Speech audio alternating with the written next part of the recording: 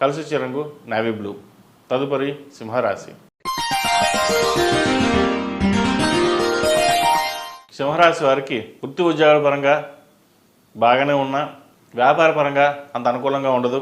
వ్యాపారంలో పార్ట్నర్స్తో కానివచ్చు, జీవిత భాగస్వామితో కావచ్చు, విభేదాలు వచ్చే అవకాశం గోచరిస్తోంది. డబ్బు విషయంలో కొన్ని జాగ్రత్తలు తీసుకోవాలి.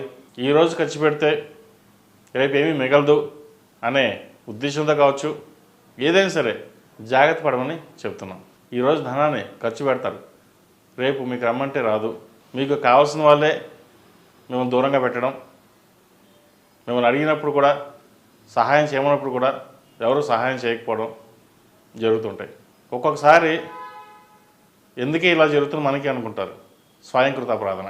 అన్నీ తెలిసి కూడా గొప్పలకు పోవడం మంచి పద్ధతి కాదు.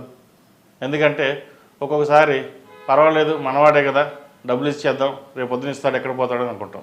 మీకు అవసరానికి ఎవరు ఇవ్వరు కూడా. కాబట్టి కెరియర్లో కావచ్చు, ఫైనాన్స్లో కావచ్చు జాగ్రత్తగా ఉండడం చెప్పదగినది.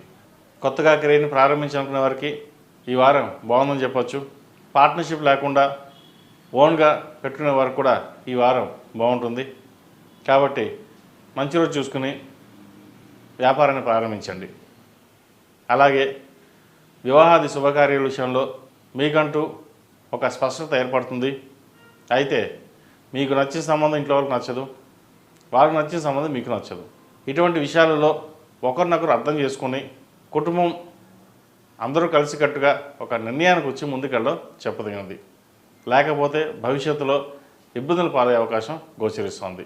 ఆరోగ్యపరంగా మనశ్శాంతి లోపిస్తుంది, నిద్ర కరువు అవుతుంది, ప్రతిదీ ఆలోచన విధానంతోనే వెళ్తారు.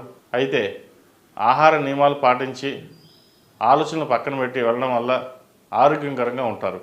లేకపోతే కడుపుకు సంబంధించింది గ్యాస్ట్రిక్ కావచ్చు, లివర్ సంబంధించినవి ఇబ్బంది పెడతాయి. కొన్ని వాంతులు విరోచనాలు కూడా అయ్యే అవకాశం గోచరిస్తుంది. కాబట్టి ఆరోగ్యపరమైన జాగ్రత్తలు తీసుకోవడం చెప్పదగిన సూచన.